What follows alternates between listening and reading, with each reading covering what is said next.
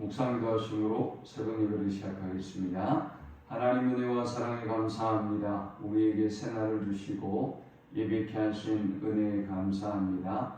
오늘 이 하루도 주님과 동행하는 하루가 되게 하시고 주님을 기쁘시게 하는 하루가 되도록 인도하여 주옵소서.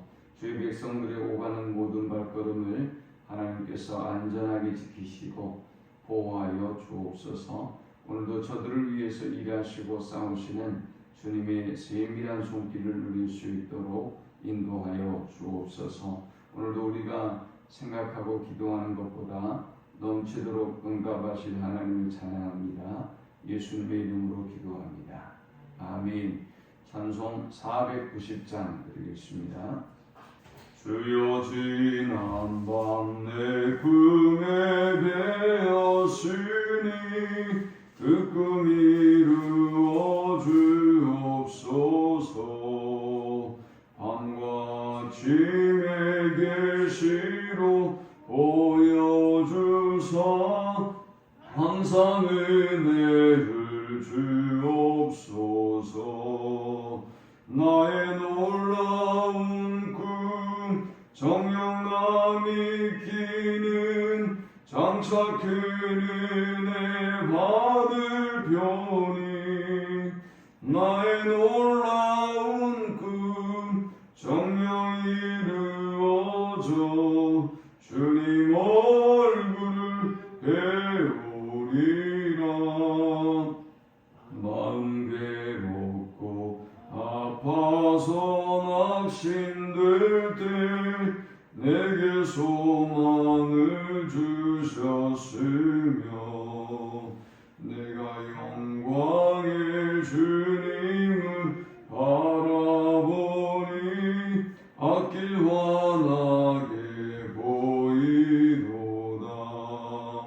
나의 놀라운 금 정령남 있기는 장차 큰 은혜 받을 편이. 나의 놀라운 금 정령 이루어져 주님 얼굴을 배우리라.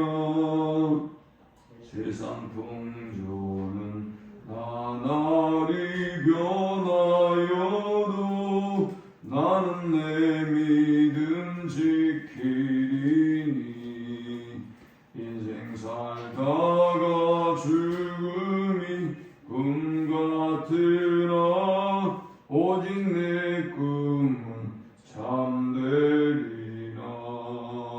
나의 놀라운 꿈 정령남 있기는 장차 큰 은혜 받을 편이.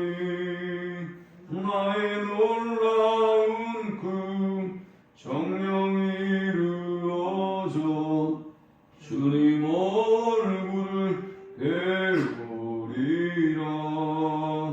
아멘. 오늘 이 시간에 주시는 살아계신 하나님의 말씀은 구약성경 욥기 37장 14절에서 24절까지의 말씀입니다. 욥이여 이것을 듣고 가만히 서서 하나님의 오묘한 일을 깨달으라. 하나님이 이런 것들에게 명령하셔서 그 구름의 번개로 번쩍거리게 하시는 것을 그대는 아느냐. 그대는 겹겹이 쌓인 구름과 완전한 지식의 경이로움을 아느냐. 땅이 고요할 때에 남풍으로 말미암아 그대의 의복이 따뜻한 까닭을 그대는 아느냐. 그대는 그를 도와 구름 장들을 두들겨 넓게 만들어 놓으려 부어 만든 거울같이 단단하게 할 수 있겠느냐. 우리가 그에게 할 말을 그대는 우리에게 가르치라. 우리는 아둔하여 아뢰지 못하겠노라. 내가 말하고 싶은 것을 어찌 그에게 고할 수 있으랴. 삼켜지기를 바랄 자가 어디 있으랴. 그런즉 바람이 불어 하늘이 말끔하게 되었을 때 그 밝은 빛을 아무도 볼 수 없느니라. 북쪽에서는 황금 같은 빛이 나오고 하나님께는 두려운 위험이 있느니라. 전능자를 우리가 찾을 수 없나니 그는 권능이 지극히 크사 정의냐 무한한 공의를 굽히지 아니하심이니라. 그러므로 사람들은 그를 경외하고 그는 스스로 지혜롭다 하는 모든 자를 무시하시느니라. 아멘. 오늘은 엘리후의 마지막 주장입니다. 엘리후는 32장부터 다른 사람이 전혀 그가 말하는데 개입 자체를 하지 못하게 했어요.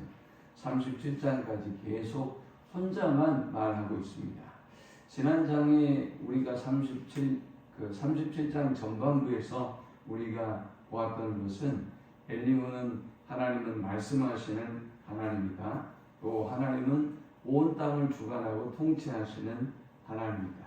하나님은 자연현상을 통해서 우리에게 말씀하신다.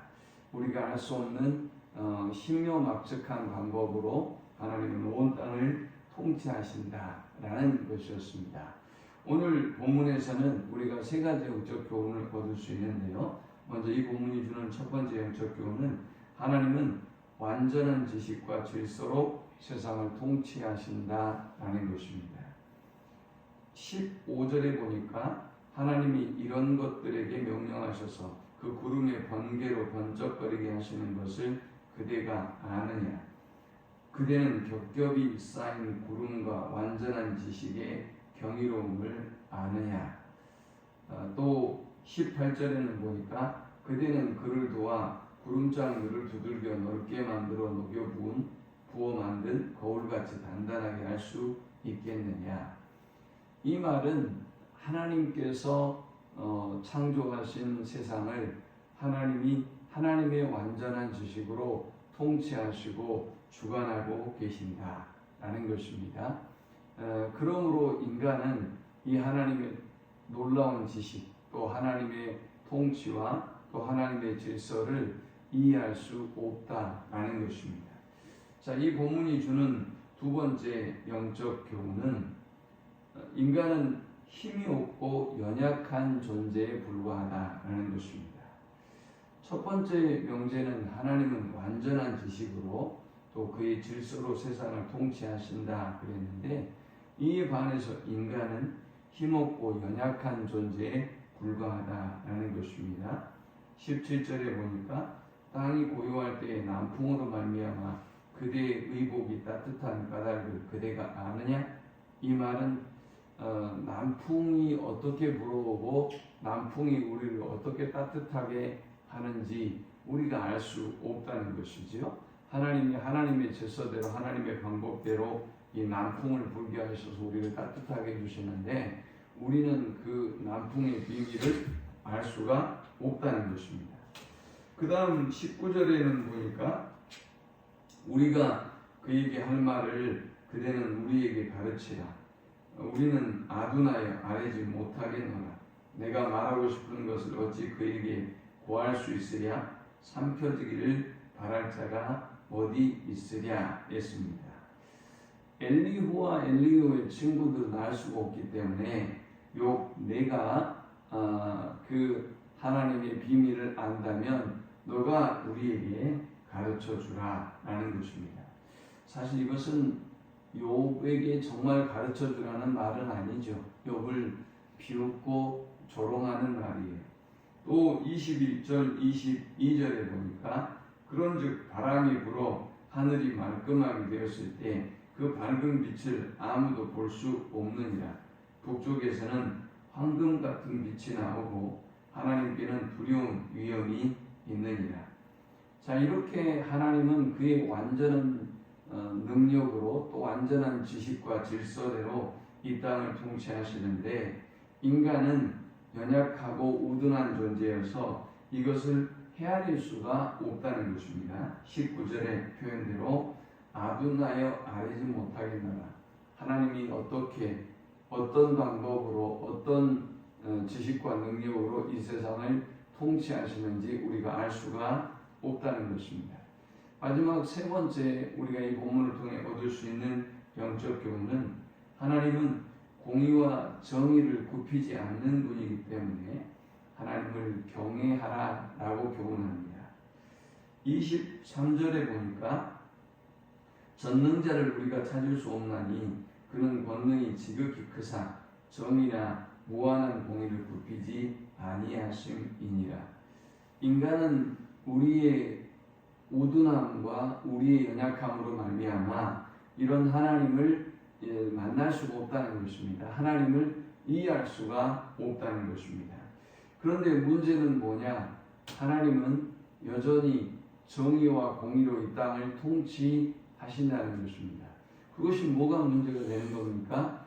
인간은 깨달을 수가 없고 인간은 하나님을 이해할 수도 없는 존재인데 하나님은 공의로 통치하시고 정의로 통치하시니까 우리가 하나님의 진노를 살 수밖에 없는 거죠. 우리가 하나님의 심판을 받을 수밖에 없는 것이죠. 그래서 24절에는 말하기를 그러므로 사람들은 그를 경외하고 그는 스스로 지혜롭다는 모든 자를 무시하십니다. 하나님은 스스로 지혜롭다고 하는 그래서 하나님을 두려워하지 않는 영혼들을 무시하신다는 것입니다. 참 불쌍한 일이죠. 인간은 자신의 지혜로는 연약한 존재이기 때문에 신을 알 수도 없고요. 성경을 이해할 수도 없는 존재예요. 하나님 앞에 나아갈 수도 없는 존재입니다. 엘리후의 이 주장은 맞는 말씀이죠.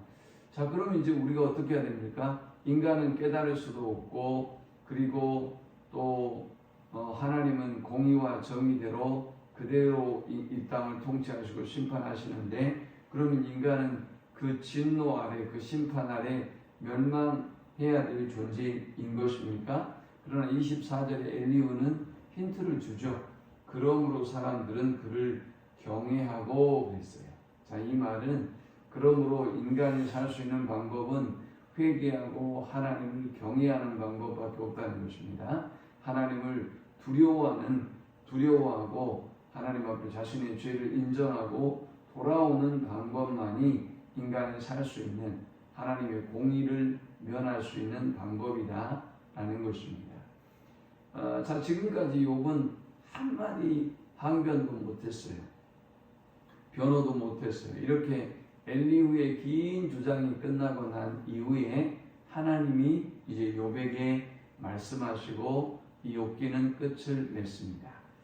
그런데 이 욥의 고통을 우리가 생각해 보면 처음부터 우리가 질문을 던지기도 했지만 욥은 뭔가를 잃어버리고 상실한 고통이 아니라 이 세 친구와 엘리후를 통해서 전하는 이 말들이 더욱더 고통스럽게 만들었을 것입니다. 그렇다고 이 세 친구들의 말이 조언이 다 틀린 것은 아니었죠. 엘리후의 주장까지도 맞는 얘기도 있고 그렇지 않는 이야기도 있었어요. 그리고 그 사람의 말들이 그를 굉장히 가슴 아프게 만들고 고통을 더욱더 고통스럽게 만들었단 말이죠. 자, 이것이 우리에게 주는 교훈은 뭡니까? 우리 하나님을 찾지 않고 하나님을 멀리하고 사람의 조언과 또 어떤 사람의 고침을 받는다. 이것은 우리에게 더 큰 고통과 아픔을 안겨주고 우리를 하여금 오히려 더 혼란에 빠지게 하는 결과를 낳는다라는 것이지요. 지금 욥의 세 친구들과 엘리후가 보여주듯 그러므로 우리는 어떻게 해야 됩니까? 우리는 욥처럼 우리가 이해할 수 없어도 우리의 고통이 깊고 커도 묵묵히 하나님께 질문하고 또 하나님께 기도하고 하나님의 뜻을 기다려야 하는 것입니다. 자신의 말대로 엘리후는 인간은 우둔하고 연약한 존재여서 하나님을 알 수가 없는 존재라고 분명히 지금 본문에 말했지만 이전에 엘리후는 뭐라고 얘기했죠? 나는 완전한 지식을 가진 사람이다. 나는 하나님을 잘 알고 있다. 이렇게 이야기했단 말이죠. 그러니까 사람의 말이라고 하는 것은 한계를 가지고 있기도 하고 서로 또 상충되는 그런 주장과 논리를 펴기도 해요. 그러니 인간은 완전치 못하고 또 인간은 연약한 존재라고 하는 것이 이 욥의 세 친구들과 엘리후를 통해서 더욱더 드러납니다. 그러므로 우리가 어떤 고통과 아픔이 우리에게 있다 할지라도 사람을 바라보거나 사람의 말에 귀 기울이지 아니하고 오직 하나님께로 나아가고 하나님의 하나님의 말씀에 귀를 기울이는 우리 모두가 되시기를 축원합니다. 하나님 감사합니다. 귀한 말씀을 통해서 은혜 받고 깨닫습니다. 하나님의 완전하심을 온전히 인정하고 우리 연약함과 한계를 인정하고 하나님의 지혜와 능력을 구하며 나아가는 저들이 되게 하여 주옵소서. 작은 죄악에도 민감하고 하나님을 경외함으로 회개하고 나아가는 저들이 되어지도록 인도해 주옵소서. 예수님의 이름으로 기도합니다. 아멘.